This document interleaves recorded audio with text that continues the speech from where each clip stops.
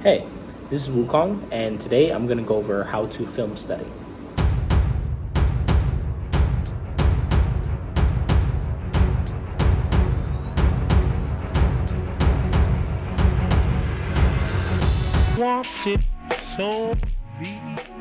To begin with, you'll take a film and you'll study it 3 times.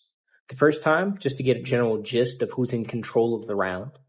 The second time, you'll watch it from one fighter's point of view, maybe the red corner. And then the third time, you watch from the blue corner's point of view. And you'll record the results. Now, I have a system for recording it, and I'll show you. So here, I'm going to make 4 shapes, and maybe you'll recognize these shapes. Triangle, square, circle, and an X. All right, if you guys notice, this is like our PlayStation controller, so it's very easy to remember. But what these shapes mean on our graph are all 4 different things. There are 4 different actions that are happening during a round. Now let's start with the triangle. The triangle signifies defense. The reason I chose the triangle to signify defense, I wanted to make all these very easy to remember. So the reason I chose defense for triangle is because a triangle is a shape that it's a place of shelter. It's like a home. When you're inside of here and it's raining, all of the water slides off the sides, off the slopes on each side. So you can easily remember that a triangle is defense that way. Now I put offense as our square. And the reason that I use offense, or use the square for offense rather, is because in my system, when we attack somebody's body, right, we want to attract their attention to all 4 corners. So I don't just want to do a head-on attack, just straight boom, boom, boom, or maybe left, right, left, right. That's very simple. I want to be complicated with my offense, right? I want to have a good offense. So to have a good offense, I'm going to attack the top right, and then I'm going to throw a left hook to the body. And then maybe I'll throw a left hook up here, but it was really a feint, so I could throw an uppercut on the right side. And then I can, throw a straight right, back to the top, and then use a jab to keep their attention over here while I dash over here, right? So that's why I use a square here. Now circle, this is simply a jab. Now, why a circle for a jab? Well, the reason is because jabs are infinite, just like a circle, right? Just like a circle. It has no start, no end, right? And jabs, you should be using a jab all the time in your fight, whether it's a punch or if a certain feint or a movement. In Muay Thai, you have a teep. I call that a jab as well. So no matter what art you're using or watching and analyzing, you can classify different things that cause reactions as a jab, things that are non-committal. Right? So from there, you can go in any direction. That's why you chose a circle, because it has infinite possibilities. And this last one, this X. Now the X means there was a clinch or a disengagement. I'm just going to put clinch for short, right? But I say clinch or disengagement because there are no punches able to be thrown. So it's an X. It's a no-no, right? But also, look, it looks like arms are crossing. When people are clinching and their arms are crossed at that zone 1 distance, that's a clinch. And it's very difficult to throw any punches like that. Usually none can be thrown if someone has a good clinch game. So these are our 4 things that we're going to classify while we are watching. As you guys can also see here, I have a ring. I know it doesn't quite look like it, but it is a boxing ring. And this is going to tell us about our ranges. Now, let's focus on range. So in this boxing ring that I have here, I have a blue corner and I have a red corner.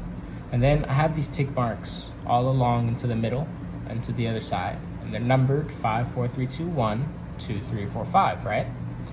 These are the zones. I learned this concept from my mentor, Kaizen Master, and he taught me something that was very interesting from playing a video game, actually, called Street Fighter.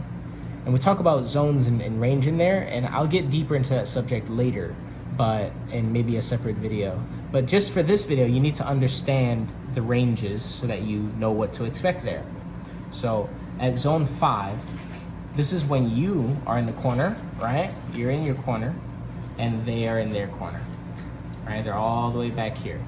This is the furthest that you can get from your opponent, okay? So when the bell rings in a fight, right, you both move up, you both start to walk forward, and you come to maybe zone 4, right? Now, zone 4, you're still out of range. That means that you can't land any punches or jabs or anything like that. But different things happen at this range as well. Pay attention to it. So we got that. Now we're gonna go up to zone 3, and now you see they're both starting to get, towards the middle of the ring here, all right? Once they get to this area, this is where you can kind of land your jab and try to take the center or do different tactics. Sometimes you don't have to attack first. Some people like to circle around and do different things, but this is jab range, zone 3. Now, once we get inside, right? Once we get inside here, we have zone 2. In zone 2, you can land any punch, right? You can land maybe, a combination and then take an angle, like a quick little angle, like Lomachenko, and turn them around, do different things like that, right? That's great. So now we get to zone 1. Now, zone 1 is the closest that you can be from the other person, which is stuck together. This is where a lot of the clinches happen and all of that jazz. So keep that in mind, and we'll move forward with analyzing and how to record all of this and how to do it while watching. It's not easy. It's not easy to do, but hopefully I can help you. Okay, so here I have a graph, and on one side we have zone, which is the distance of whatever it is that happens, and then here we have time, 1 minute, 2 minute, 3 minute, for a 3-minute boxing round. So I'll go through exactly what we do, but it's pretty obvious, right? If you see a jab, you see it at 30 seconds. Let's say it's around here. Okay, so then you put a circle. Now, what distance did it happen at? Has it happened at zone 2 or zone 3? Usually at zone 3, right? Sometimes though, people do a jab at zone 4 because they step in with it, or they jab the air. These are all things that are important to record. Remember that. Now, let me fix this. Now, so what we'll do is I'm going to analyze 1 minute of Crawford versus Khan, and I'll show you how I do it. Keep in mind that the first time that you watch it, you should be watching to get the general ebb and flow of combat, so you might kind of know what to fill in as you're going. But, it's not going to be that easy. So maybe you can go to the YouTube settings whenever you're watching a video, if you're watching on YouTube, and you can change the playback speed to maybe 0.75 or even 0.50 to make it in slow motion. So now, if it's in slow motion, then it's a lot easier to catch and not miss things. But for this video, I'll go in the normal speed just for time's sake. So I may miss a few things or things like that, but I'm going to get a general idea for a pattern, and I'll show you how to put all that together. So the video that I'm watching is the Terrence Crawford versus Amir Khan free fight on Top Rank YouTube channel. If you go to that channel and then you press play at 12 seconds, the bell will ring right then and there, and you'll be able to watch along with me if you'd like to film study with me. Now, I believe Amir Khan was in the blue corner and Crawford was in the red corner. So I'm gonna use a red marker to mark what I see Crawford doing as we go through this first minute. 3, 2, 1, go.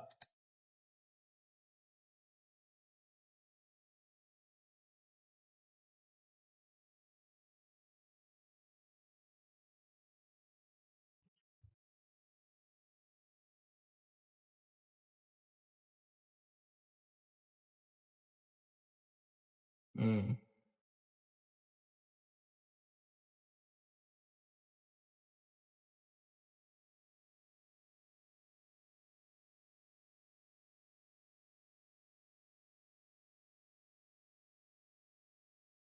Mm.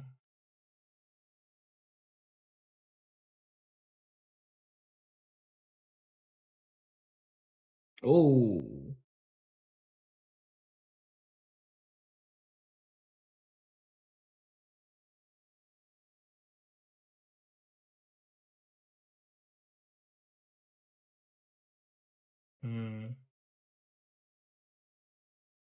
Okay. All right. So that should be about a minute. Now you guys see, we see a lot of circles here. See a lot of jabs. We see a lot of jabs. Okay. So I'm going to go back and, immediately, right? So I can put this together for you. I'm going to go back to 12 seconds. And then I'm going to show you how we put these together. Okay, ready? 3, 2, 1. Now we're watching from Khan's point of view.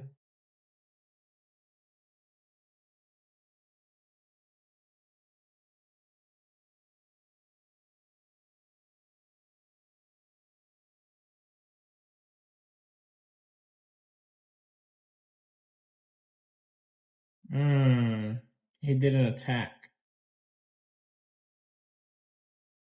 Then defense. Then he walked out.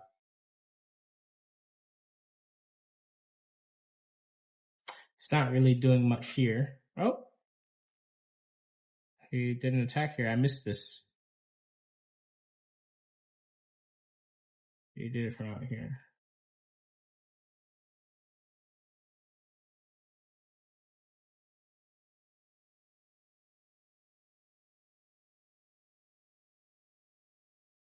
Okay, at the end, he did another attack. Right there. So I missed some of the defense from Crawford from this attack because I saw that Crawford backed out to zone 4 and did defense there. I'll add that in right here. So he backed out, to zone 4. You can put 2 if you like, however you like to do this.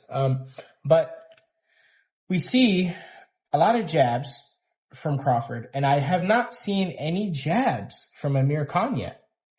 Okay, so now I'm at 116 in the video, and I'm going to let the rest of this video play out because something really just, obvious happens. Okay, so I'm going to go back from Crawford's point of view, or I'm going to continue this from Khan's point of view.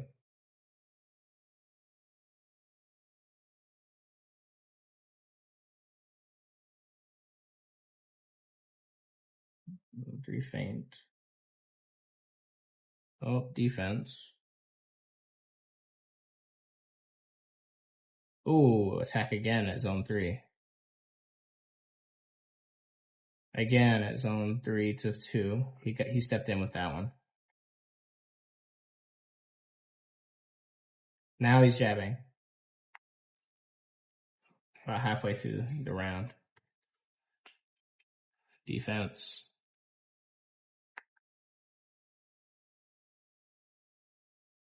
Okay, step forward. It's still a jab though, so double jab to zone 2. He pushed forward.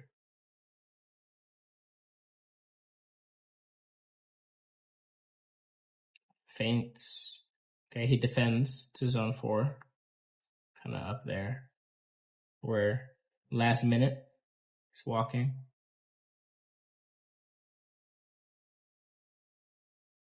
Okay, offense. Oh, and then he just got dropped. Look at that. I wonder why. I wonder why. Okay, here. The last 30 seconds here. Zone 4. Ooh, defense. Lots of defense here. Oh, I messed up my shapes. Oh, lots of defense on the clinch. Clinch at zone 1. Right at the end there. There's a lot of defense here. Zone 2. Oh, and an attack. Oh. And then defense again, because he got hit. He tried to defend himself after. Right? Okay, so that's the end of the round. Now, look at this ridiculousness. If we look at Khan, in the first half of the round, he has not really thrown a jab. He may have feinted a few times, so you could maybe count that as a jab, but he didn't really use his jab. Let me fix some of these shapes. So I see a lot of squares though. In fact, the first thing he did in in this round was offense. He attacked with a 1-2-3, right, at zone 3 and missed because Crawford moved back to avoid it, and he defended it and went right back to the jab. So he finally defended the jab, and then, you know, he doesn't really do much, doesn't use much jab, and then he attacks again. So when he attacks again, right, we see, okay, Crawford starts to close in a little bit and do his own offense to counter him. So instead, he does more offense. Still no jabs. Now, we can see that throughout here, we're going to see a lot of jabs from Crawford, right? And then we see he'll defend it, and then he tries to just attack, right? And then once he kept that going, he tried to start using his jab, but then he showed an opening. And then he went for an attack right here, right? Boom. And he got knocked down. Right, that's a special offense where he got knocked down. From there, he tried to defend. He clinched, good job, and he attacked, okay, good, and defended to try to get out of the round. So what this tells me is that Khan is not using his fundamentals. He's just kind of, you know, trying to win instead of trying to dance with his partner. That's what every fight is more of a dance than just a competition. But either way, I'm not going to go into the analysis yet. I just want to show you how to film study. Once you gather this data with the red and the blue all filled out, then you can establish a pattern. You can say, oh, I see that you don't use jabs. You don't use jabs for the first half of the round. You just don't do that. Why don't you do that? You should be using jabs in the beginning and then offense at the end. He's got it backwards. So Crawford is using jabs in the beginning, you know, a little counter offense here. And then he used jabs all through the middle. And then when he finally got the offense off that he needed, then he started to attack. You see there's a lot more triangles over here because he had to defend himself. So this is just one, you know, avenue of approaching a film study and how you can use it to really analyze and work on understanding behavior and habits and different things like that. So, of course, you know, there's a lot of more deep concepts that you need to get into to understand all this, but this is the basics and how to initially film study, how to begin. Let me know if you have any questions or if you have any issues with it or if you have any suggestions. I'm open to suggestions, things like that. Send me a message. Please join me on Patreon so that we can do lessons if you'd like. I can teach you about Wugong boxing and how to analyze competition and things like that. And thank you to my mentors, Kaizen Master, and Barry Robinson, and my coach, Louis Gibbs. These are my guys that have helped me get where I am now. So thank you.